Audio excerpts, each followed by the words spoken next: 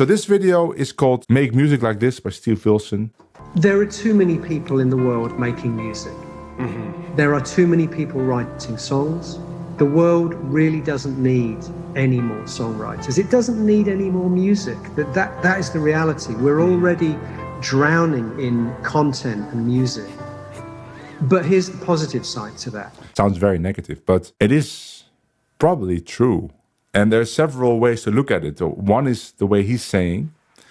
There's so much content. If you open Spotify or YouTube Music or Deezer or any of these apps, there's so much music that you could listen to. And I find myself listening to the same 3 things over and over.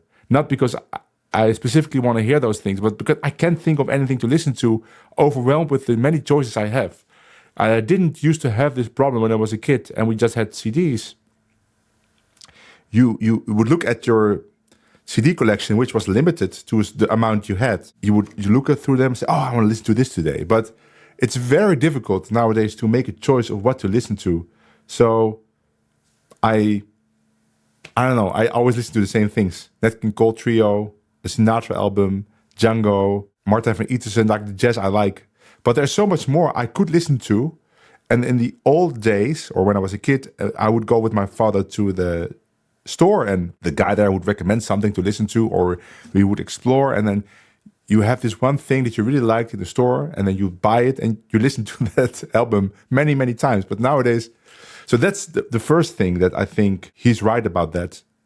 But the other thing that you could also consider is if you look mainly at, classical music is a good example, but even in more popular music, but let's start with classical, people are still recording the same things that were recorded hundreds of times already. For instance, like the violin concertos, like Beethoven violin concerto.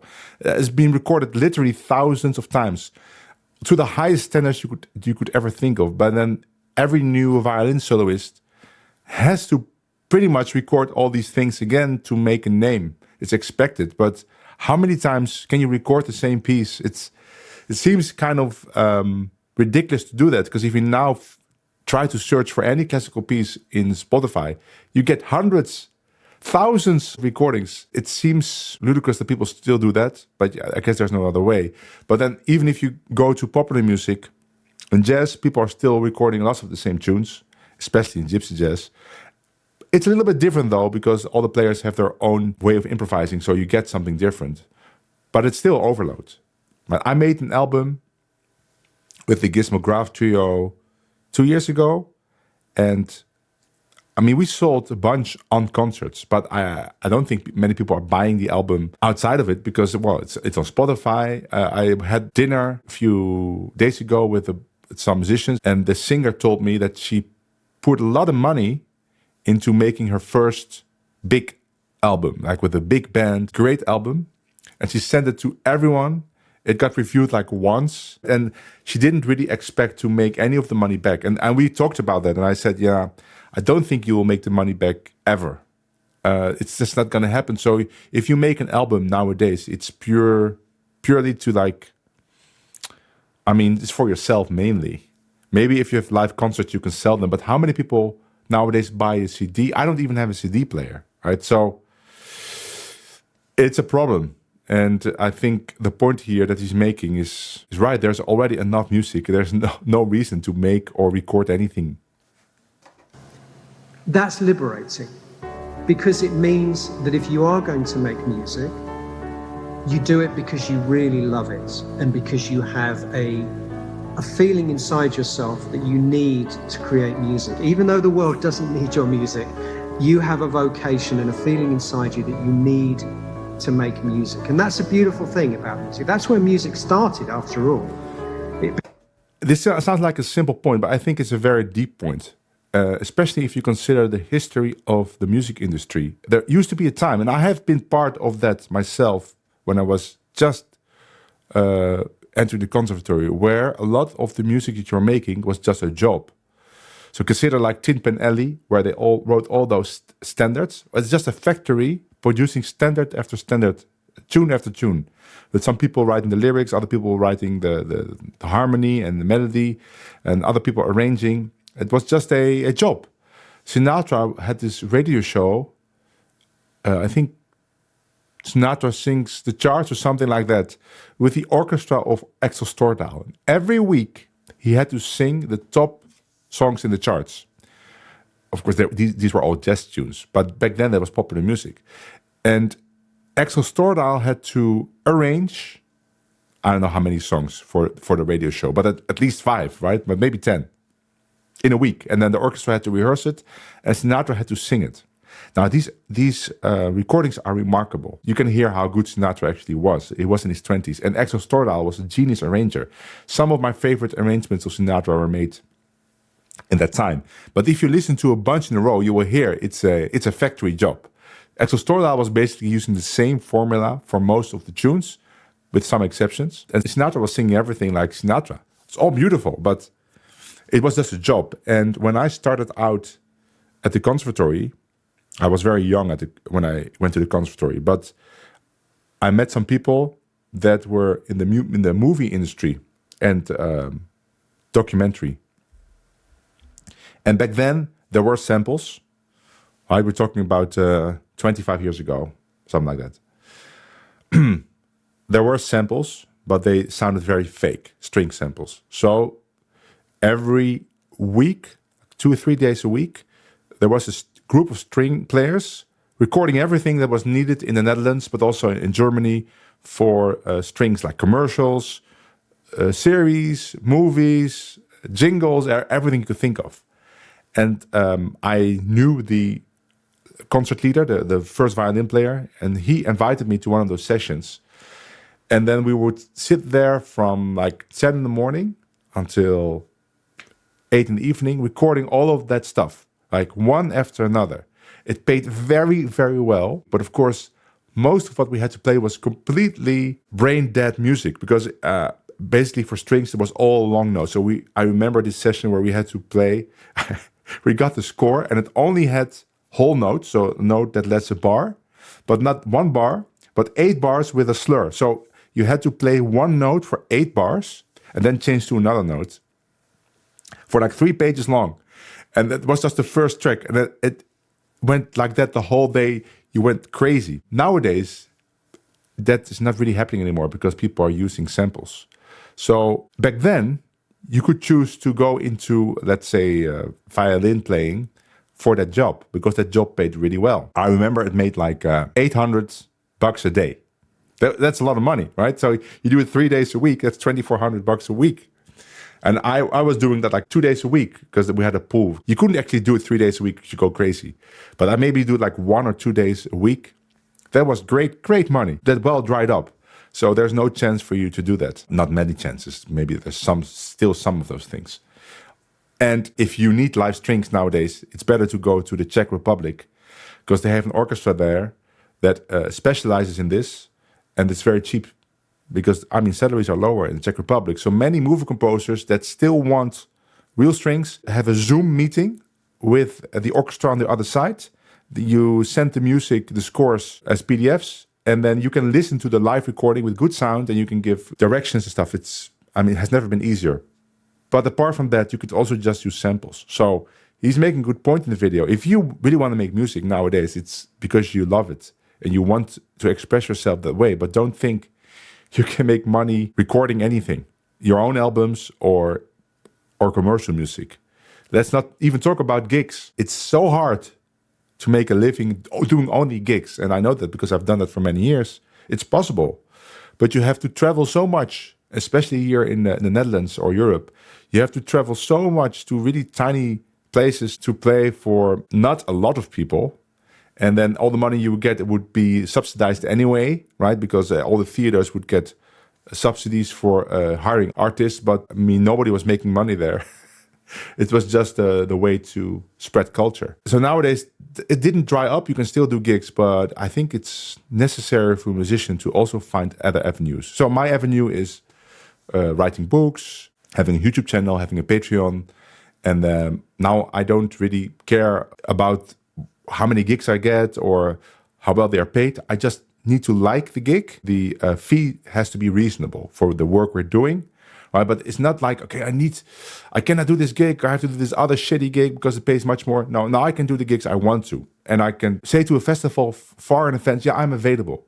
It used to be a problem because you never know. Maybe you would get 4 other gigs that would pay more than the festival. So nowadays, because I have this avenue, these other avenues, I can do that. But I know a lot of musicians, very good musicians, that have to play every day. They have to travel so many kilometers. And gas prices are very high right now. So there's a lot of problems with this. Before it was, commodified and turned into a product. And that also means that if you are going to make music, find the things about what you do, about the way you make music, that are all wrong. What I mean is the things that the music industry will tell you shouldn't do. And this comes back to what we were talking about earlier, about there being prescribed ways that you're supposed to write songs.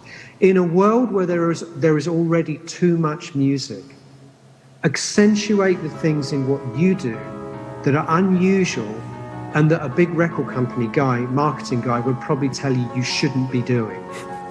Accentuate. Of course, he's talking mainly about popular music of these days. Probably like maybe rock or a techno or I don't know, reggaeton, whatever you make. He's making a good point that accentuate the things that you want to do. Let's bring it back to the jazz realm. I think to get a lot of gigs playing jazz, you need to adapt your playing style to whatever is needed for the gig, right? So if you play in a wedding, you probably have to play like lots of medium tempo tunes. You cannot play complicated solos, cannot be too loud. If you want to have lots of concerts, you either have to be famous, but let's take it out of the equation. Let's say you're just a normal good jazz musician. You probably have to play a lot of like themed concerts, like we're doing the music of Duke Ellington or something like that people can hold on to. Like we're doing the music of Django Reinhardt, we're doing the music of Oscar Peterson, like the Cole Porter songbook, which is fun to do, don't get me wrong. But it's probably very hard to start a band that's only playing your music. So I think you have to think about that. Like if you want to actually perform, then you have to find a middle ground here. You cannot only do the things that you want to do. I understand this point and I agree with it. But if you want to get out there and play gigs, then you actually have to adapt a little bit to what the people want. Unless you only want to play at home, of course. You want to play at home or you want to make your own recordings, then you do whatever you do, whatever you want to do. But jazz music is, I think, still mostly for playing live. That's where the real thrill is. I love listening to recordings, but going to a live concert and seeing jazz musicians play live, that's what really makes me enthusiastic for playing jazz, listening to jazz, practicing it. You hate those things. It's what I've done my whole career. And I've had a pretty good career out of it. I've never been a big mainstream success, probably that's why. But I've actually had longevity because I've accentuated the stuff that people have told me I shouldn't be doing. Long songs. Yeah, the last points are true, adapting to the crowd. And if you're doing it for the job, you have to please your audience ears. Yes, I was saying that. But actually, now that I think about it, I should have also said, and that's also missing from this video, because he's really focusing on doing your own thing all the time. It's important, though, to find projects that you are doing your own thing. I was, for a while, working in the musical industry. I did 3 of those shows in a row. So that meant you were playing 5 times a week for a pretty good fee. Not the best fee ever, but I mean, it was 5 times a week. And everything was paid for, your gas, your kilometers. You didn't have to use your own car. You got a rental car, but this has a name. I forgot the name. A rental car with a pass to put gas into it, so you didn't have to pay for gas. If you had to play far away, you would get a hotel. All food was paid, and you got a pretty good fee 5 times a week.